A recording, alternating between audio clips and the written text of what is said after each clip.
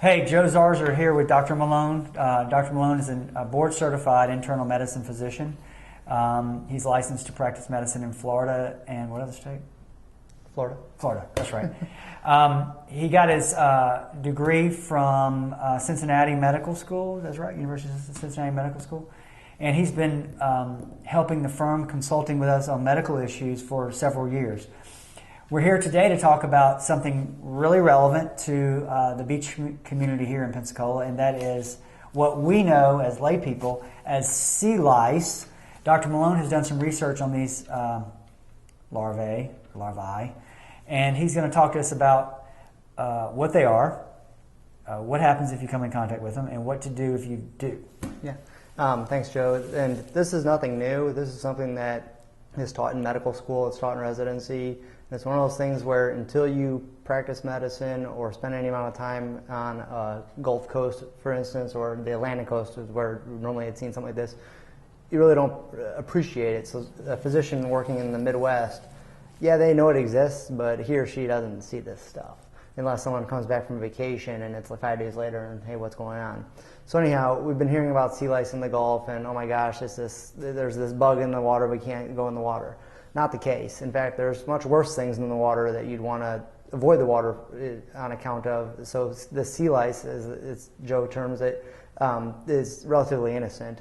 It's actually a jellyfish larva, and it's about the size of like a piece of pepper, like that you'd put on your food. It's even smaller than that. And it doesn't bite you, it doesn't attack you. It's something that passively gets caught between your clothing and your skin. And the pressure, just the slightest bit of pressure is what releases the toxin that is in the larva.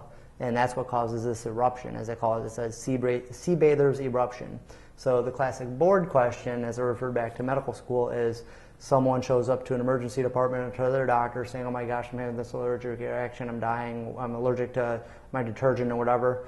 No, it's wherever there was contact with their clothing. So it's usually in a male, it's along the waistline, along their board shorts, for instance.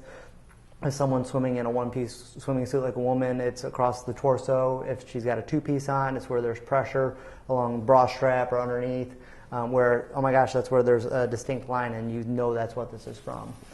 It's, again, relatively innocent. You may have a little bit of a febrile reaction, a low-grade fever, kind of feel run down like you would if you had another viral reaction, a cold of some sort.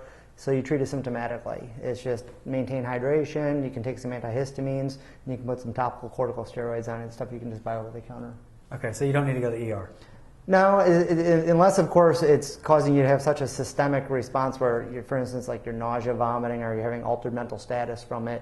But usually those folks have something else on their plate, medically speaking, where they're already immunocompromised, they're already dehydrated, they already have some other organ dysfunction, even when they're healthy, or healthy for them. So it's just a case-by-case situation. If it's someone who's young and healthy and as the kids are playing and the kid has a rash, avoid the toxin and treat it symptomatically. Great.